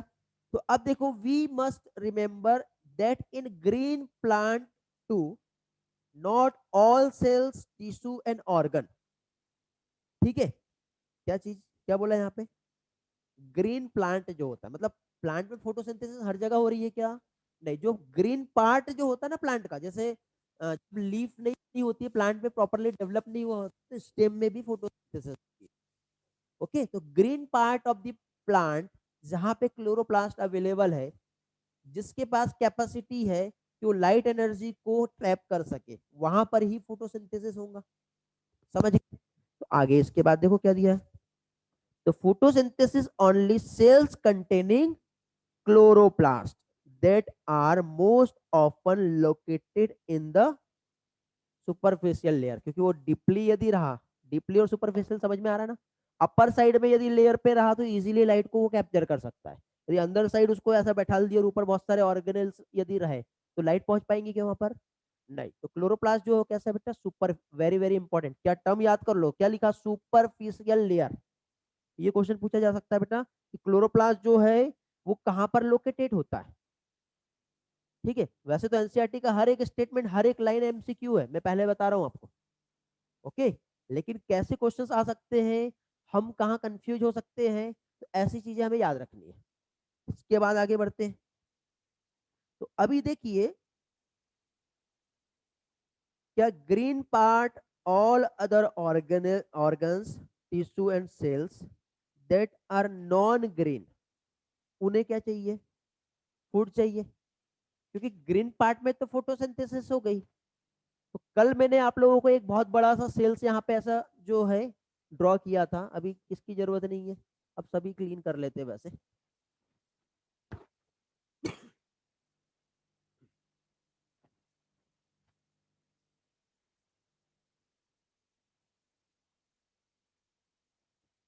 तो देखिए बेटा, हो सकता है कि ये एक प्लांट का इतना बड़ा ये एक स्टेम या लीफ या कोई भी एक पार्ट हो गया, इसका पार्ट में कुछ पोर्शन जो होगा इधर ग्रीन वाला है, लेकिन अंदर साइड कुछ और भी सेल्स यहाँ पे प्रेजेंट होंगी, तो ये नॉन ग्रीन है। ओके, तो यहां से जो एनर्जी बनी वो इसको सप्लाई करना पड़ेगा, होगा कि नहीं? तो यहां से जो एनर्जी बनी वो इधर सप्लाई होगी, तो वो डायरेक्टली एटीपी के फॉर्म में नहीं होंगी। एनर्जी जो यहाँ पे जो फॉर्म हो रही है वो ग्लूकोज के फॉर्म में हो रही है, फिर ये ग्लूकोज और सुक्रोज या फिर स्टार्च जो भी फॉर्म हुआ, ये इधर ट्रांसपोर्ट हो गया, इसको यहाँ पे एनर्जी चाहिए, तो इधर से तो इसने कार्बन डाइऑक्साइड ले करके ग्लूकोज बना दिया, और इसको एनर्जी चाहिए तो क्या करना पड़ेगा, उसको ब्रेक करना पड़ेगा, ऑक्सीडाइज करना पड़ेगा, तो उसके लिए उसको क्या चाहिए, ऑक्सीजन चाहिए ना, तभी तो ग्लाइकोलाइसिस होंगी, जो आपको पढ़ के आने के लिए कहा था, क्वेश्चन पूछूंगा मैं अभी थोड़ी देर के बाद, ग्लाइकोलाइसिस। ओके, नहीं हुआ होगा प्रैक्टिस तो लिख लिख के प्रैक्टिस करना ग्लाइकोलाइसिस का, समझा के मैं दूंगा, रटना आपको है। ओके, चलो तो आगे बढ़ते हैं। हाँ बोलो बेटा।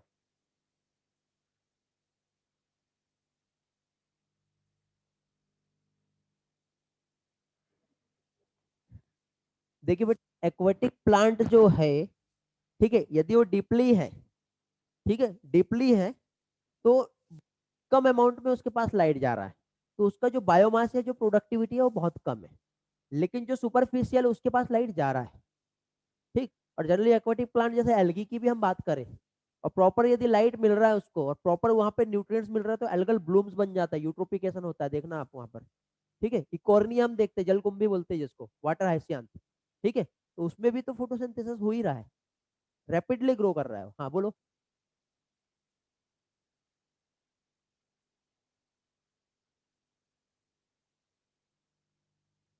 तो वहां पे एनर्जी नहीं बनेगा, वहां पे एनर्जी नहीं बनेगा।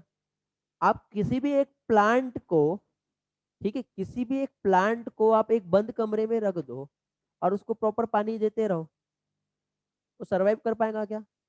जब तक उसकी बॉडी में एनर्जी तब तक सरवाइव करेगा, उसके बाद नहीं। हाँ, लेकिन प्लांट ऐसे होते हैं जो वेल एडेप्टेड रहते हैं, जिसमें कुछ पावर रहती है, जैसे बायोल्यूमिनेसेंस जो होता है, ठीक है, लाइट इमिटिंग जो पावर होती है, तो वो कर सकते हैं, बट वो एक्सेप्शन में आ जाएंगे, बट ऐसा रेयर ही है, और है भी नहीं वैसे तो।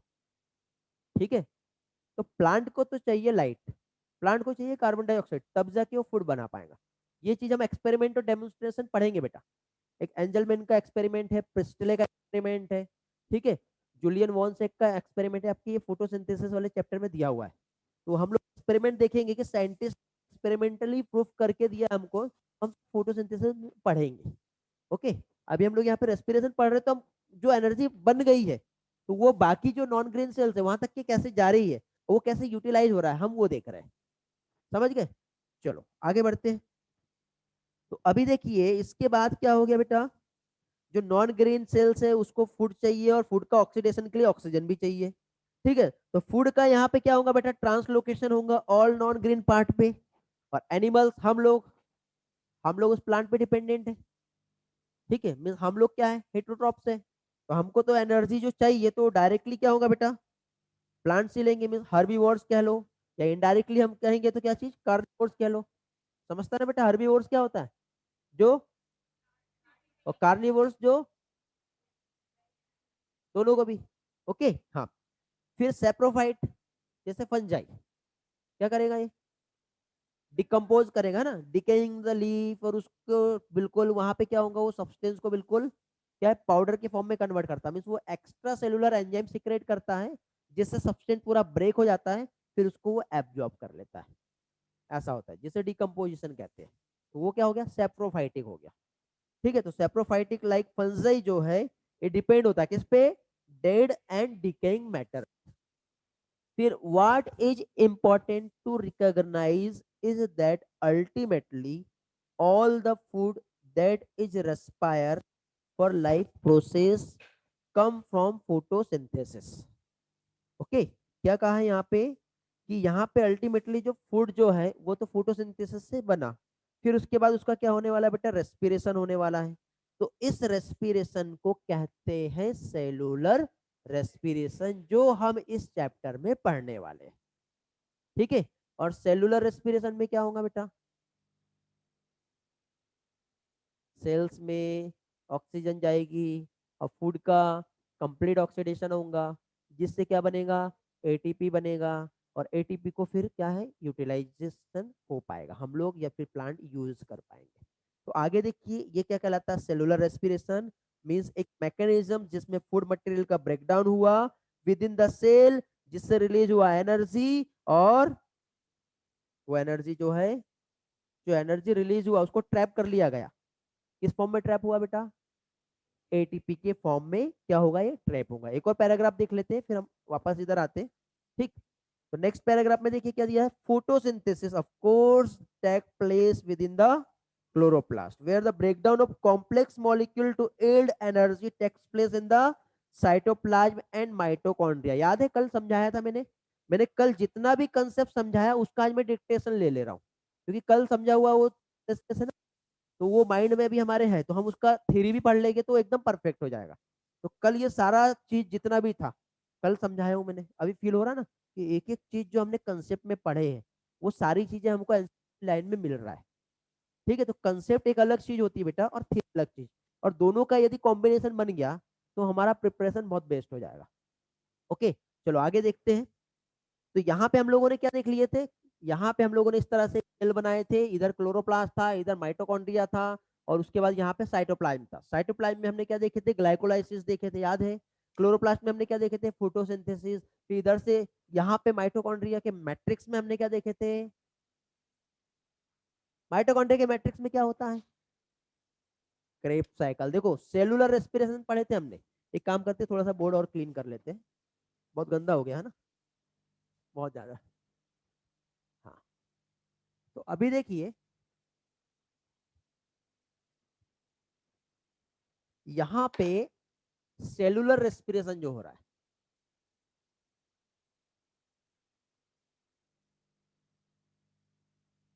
सेलुलर रेस्पिरेशन बेटा 3 स्टेप्स ऑफ मैकेनिज्म है।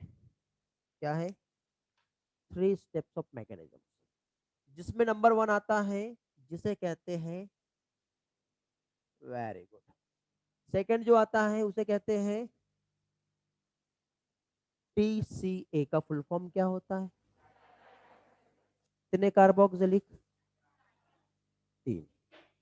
किसमें होते हैं 3 कार्बोक्सिलिक एसिड, सिट्रिक एसिड में, साइट्रिक एसिड सिट्रिक जो भी बोलते होंगे, होते 3 कार्बोक्सिलिक एसिड होते हैं।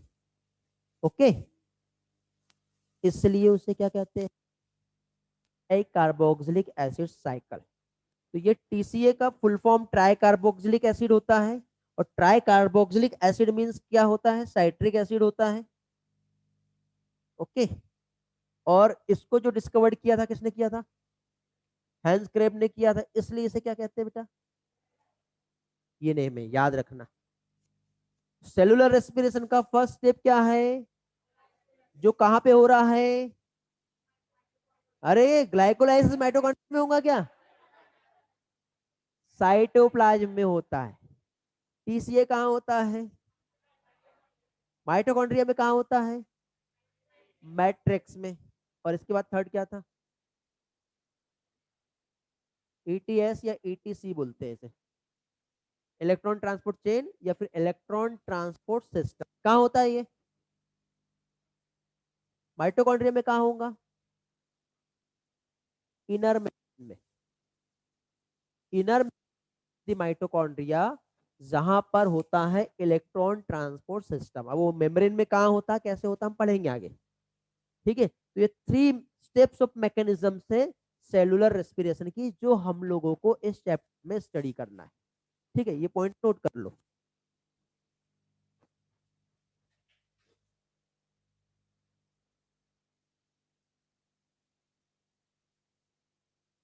प्रहलाद है कि क्लास में? हो। और आदित्य, और कौन है बाकी? अब धीरे धीरे पहचान लग जाएगी। अब आपका ऐसा फेस में जो है मास्क भी है तो पहचान नहीं आ रहा है। ठीक है।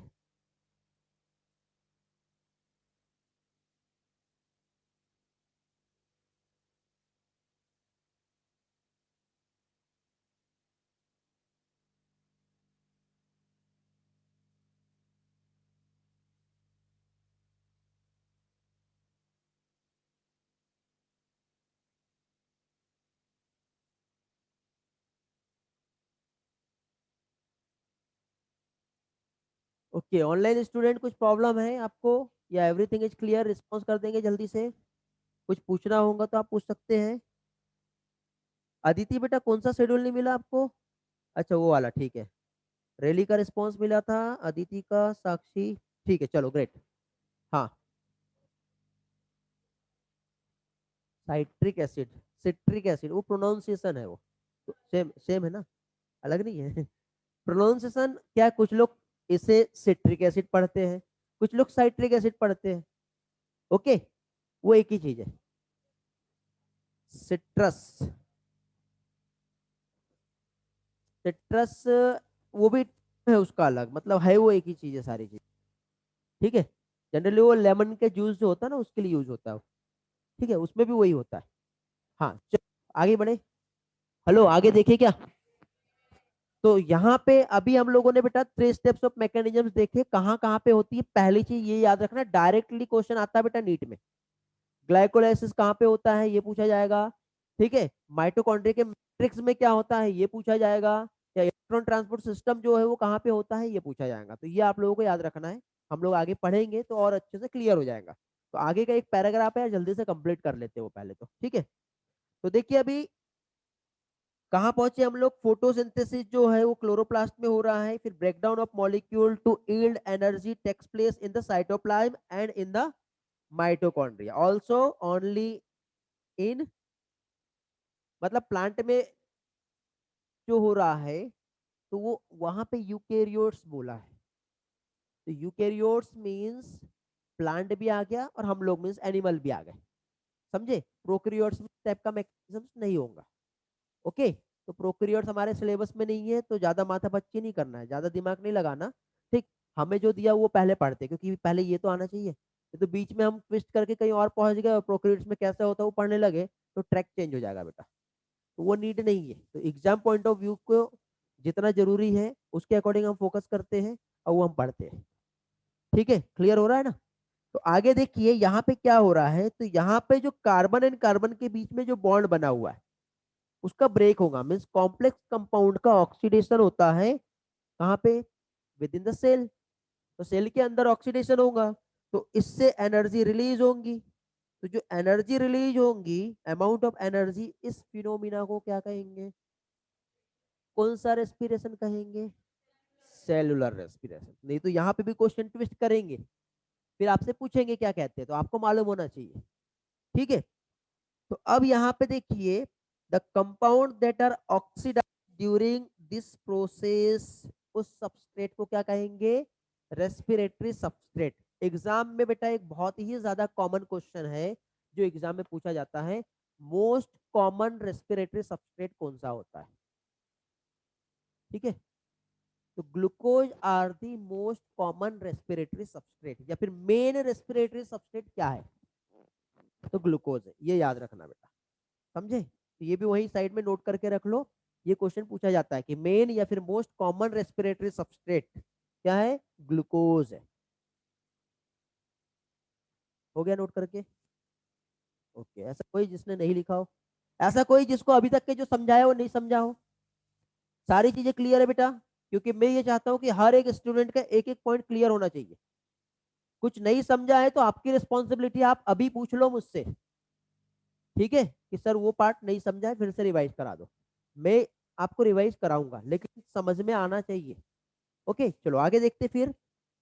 Usually carbohydrates are oxidise to release energy. Protein, fat और ऑर्गेनिक एसिड जो होता है बेटा, ठीक है, can be use as a respiratory substrate in some plant under certain condition. अब ये क्या है देखो, जैसे कि फॉर एग्जांपल हमें चाहिए एनर्जी, और एनर्जी जो हमें मिलेगी वो मिलेगी ग्लाइकोलाइसिस से। ग्लाइकोलाइसिस मतलब ग्लूकोज को तोड़ना पड़ेगा। लेकिन यदि हम लोगों ने कार्बोहाइड्रेट का डाइट ही नहीं लिए, हम लोगों ने प्रोटीन का डाइट लिए। अब प्रोटीन का जब हमने डाइट लिए तो प्रोटीन का ब्रेकडाउन होता है किसमें, बताओ, प्रोटीन किससे बना हुआ है, अमाइनो एसिड से। Means protein are the linear polymer या complex polymer of the amino acid, ऐसा हम कह सकते हैं। तो जब बहुत सारे अमाइनो एसिड आपस में ज्वाइन होंगे तब जाके फॉर्म होता प्रोटीन।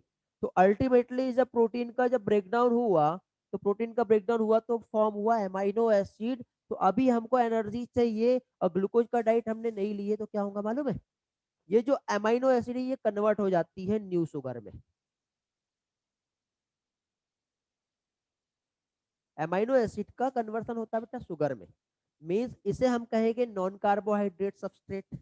तो जब non carbohydrate substrate new sugar में कन्वर्ट होता है तो इस फिनोमिना को क्या कहते हैं बेटा, बता दो जल्दी से। वेरी गुड, याद है, ग्लूकोनियोजेनेसिस। अब कई लोगों के लिए टर्म न्यू होगा, डोंट वरी, टेंशन ना लो, ठीक है। ये क्या है बेटा, नॉन कार्बोहाइड्रेट सबस्ट्रेट, इससे फॉर्म हो रहा है न्यू शुगर। इस फिनोमेना को कहते हैं ग्लूकोनियोजेनेसिस। और यहाँ पे ये जो टर्म है ये क्या है, ग्लाइकोलाइसिस का मतलब क्या होता है, देखो ग्लाइको मीन्स शुगर होता है, टर्म मालूम होना चाहिए ना।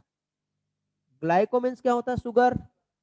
लाइसिस मीन्स क्या होता है, breakdown, splitting of the sugar. तो शुगर को तोड़ना मतलब ग्लूकोज को तोड़ना मीन्स क्या हो गया, ग्लाइकोलाइसिस। लेकिन नॉन कार्बोहाइड्रेट सबस्ट्रेट से पहले ग्लूकोज को बनाना पड़ेगा, जिसे क्या कहेंगे, ग्लूकोनियोजेनेसिस। ये एनसीईआरटी ने नहीं दिया है बट क्वेश्चन पूछ लिया जाता है, समझे? आपको अपने तरफ से एक्स्ट्रा कुछ नहीं पढ़ना, लेकिन जो क्लास में एक्स्ट्रा कुछ पढ़ाया मैंने तो उस पर आपको फोकस करना है बेटा, समझे? तो ये आपको मालूम होना चाहिए। तो ये क्या हो गया बेटा, ग्लूकोनियोजेनेसिस। ये पॉइंट नोट कर लो जल्दी से। हाँ, रिवाइज कर दे रहा हूँ बेटा। जब नॉन कार्बोहाइड्रेट सबस्ट्रेट, अब नॉन कार्बोहाइड्रेट में अमाइनो एसिड भी हो सकता है और फैट भी हो सकता है, ठीक है, ये जब कन्वर्ट होते हैं न्यू शुगर में, ठीक है, तो अमाइनो एसिड जो है कन्वर्ट हो रहा, अब ये कैसे हो रहा है उतना दिमाग नहीं लगाना बेटा, यहाँ पे एंजाइमेटिक रिएक्शन हो रही है, ठीक है। तो यहाँ पे कुछ स्टेप्स ऑफ मैकेनिज्म्स में जब अमाइनो एसिड का कन्वर्सन हो गया न्यू शुगर में, तो अब ये जो न्यू शुगर है बेटा, मीन्स ये न्यू शुगर मीन्स क्या है, ये ग्लूकोज है। अब इस ग्लूकोज का क्या होगा, हो सकता है तब हमें एनर्जी मिलेगी। लेकिन यदि हमने जब कार्बोहाइड्रेट्स खाए थे, जैसे स्टार्च, चपाती, राइस, या आप लोगों ने डाइट ली है, तो आपको ये प्रोसेस की जरूरत है क्या, नीड है क्या, नहीं। आप यहां से डायरेक्टली एनर्जी ले सकते थे, लेकिन यदि बाई चांस कुछ केस या कुछ कंडीशन ऐसी होती है जब हमारे बॉडी में कार्बोहाइड्रेट नहीं है, या प्लांट में भी ऐसा होता है ना, सर्ट कंडीशन, वहां पे एक देखो एक स्टेटमेंट दिया है, देखो फिर से पढ़ते हैं उस स्टेटमेंट को। क्या चीज, usually carbohydrates are oxidise to release energy, but protein, fat and even organic acid can be used as a respiratory substrate in some plant. some plant में ये क्या हो रहा है बेटा, रेस्पिरेटरी सबस्ट्रेट के फॉर्म में यूज हो रहे हैं। तो कैसे होंगे बताओ, तो पहले तो बेटा ये कंपोनेंट का मेन, पहले तो शुगर में कन्वर्जन होना पड़ेगा ना, तो उस फिनोमिना को क्या कहते हैं ये मैंने आपको समझाया। तो ग्लूकोनियोजेनेसिस जिसमें अमाइनो एसिड का कन्वर्सन न्यू शुगर में हो गया या ग्लूकोज में हो गया। अब इस ग्लूकोज से बेटा वो प्लांट में एनर्जी बन सकती है। समझ में आया बेटा? वो स्टेटमेंट जरूरी है, उसको हाईलाइट कर लो, ठीक है, जो आपके बहुत हेल्पफुल रहेगा आगे चल के। ओके, चलो आगे बढ़ते हैं।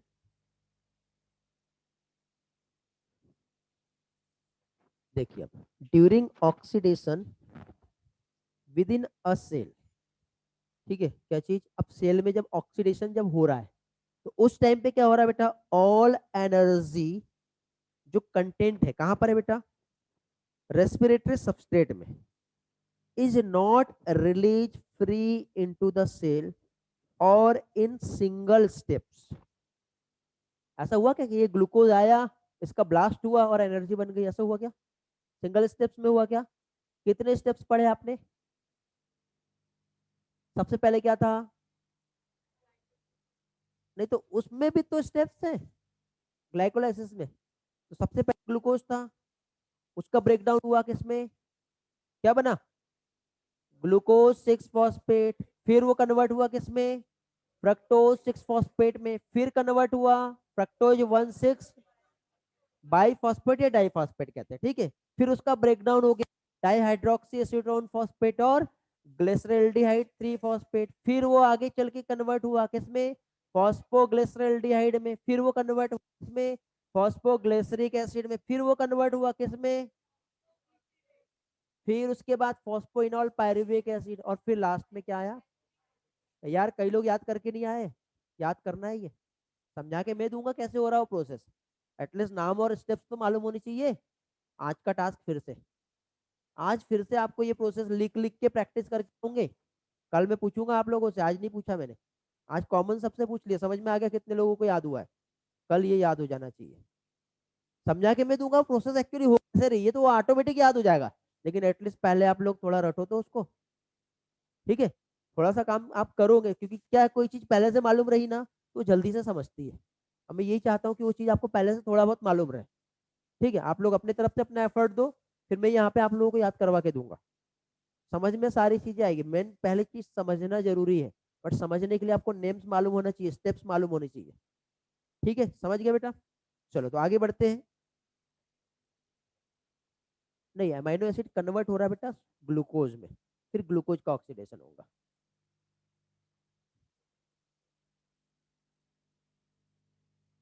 हाँ, तो मैंने क्या कहा, ये जो है यहाँ पे कुछ एंजाइमेटिक रिएक्शन है, यहाँ पर प्रोसेस है यहाँ पर, ठीक है।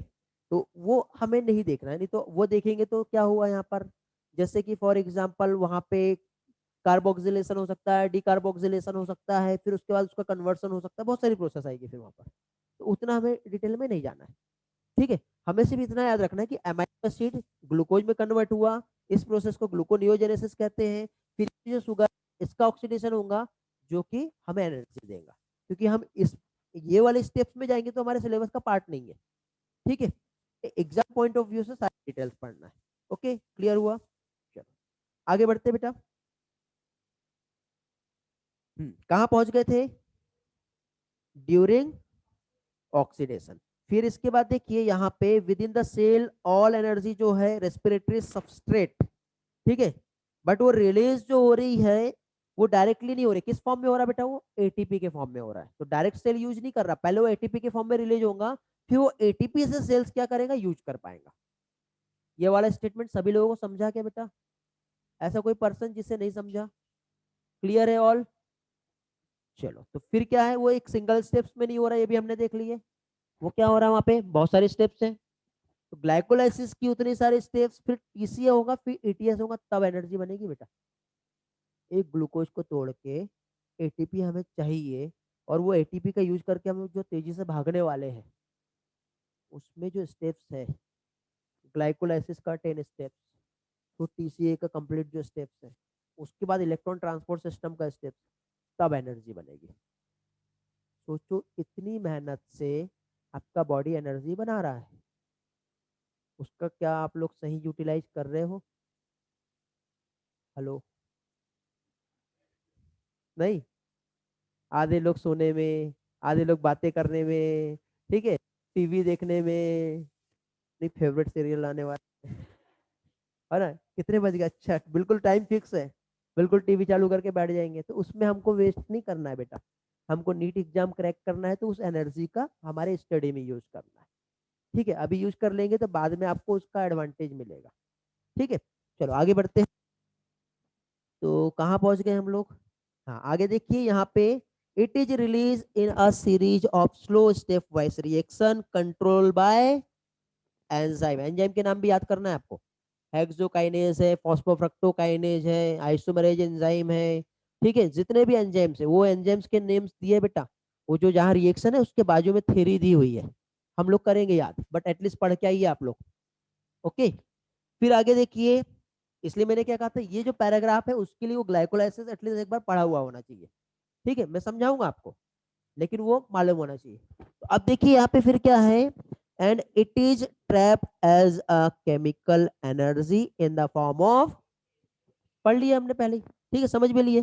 फिर hence it is important to understand that the energy release by oxidation in respiration is not rather can be used directly but is used to synthesis of ATP। Means यहाँ पे ये जो ग्लूकोज का ब्रेकडाउन हुआ है, तो glucose का breakdown होने के बाद जो एनर्जी रिलीज हुई है, वो एनर्जी डायरेक्टली हम लोग इस तरह मूवमेंट में यूज नहीं कर रहे, वो ग्लूकोज ब्रेकडाउन होने के बाद जो एनर्जी रिलीज हुई है वो ट्रैप होगा इन द फॉर्म ऑफ एटीपी, और फिर हम उस एटीपी का यूज करेंगे बेटा, तो वो बात का प्रोसेस हो जाएगा।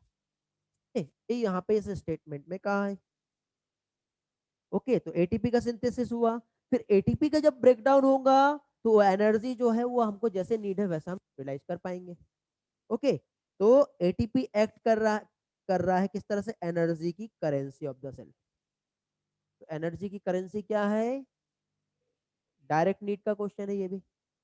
ओके, आगे तो ये एनर्जी जो ट्रैप हुई इन एटीपी, जो यूटिलाइज होगा various energy requiring process of the organisms. ठीक है, and the carbon skeleton produced during respiration is used as precursor for biosynthesis of other molecule in the cell.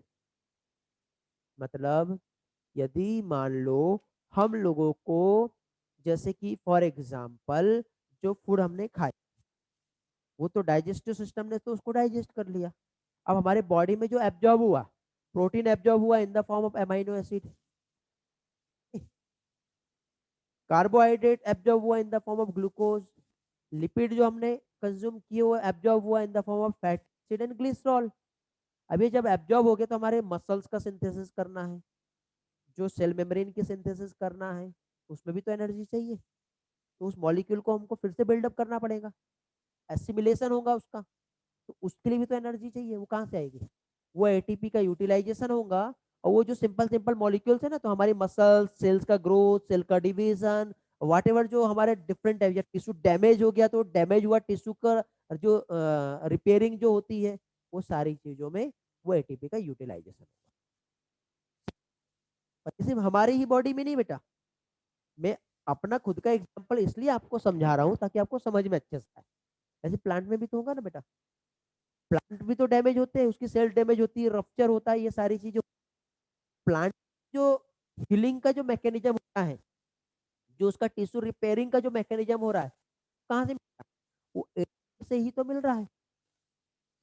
आ गया, clear हो गया।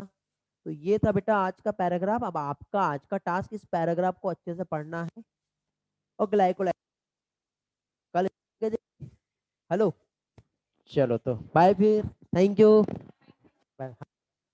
जिसके जो डाउट्स है वो आप लोग मुझसे पूछ सकते हो, ये लो बेटा बुक दे दो। जिसके भी डाउट है, ऑनलाइन स्टूडेंट सारी चीजें क्लियर हो गई बेटा, आपके कुछ डाउट है तो आप लोग भी पूछ लीजिए। हाँ, जिसके डाउट है पूछो बेटा, ठीक है, एक मिनट मैं ऑनलाइन देख लेता हूँ पहले। हाँ बेटा बोलिए, आप आ नहीं रहे हो, मैं कल क्लास लिया वहां पर, आप आइए, आज भी क्लास है इवनिंग में।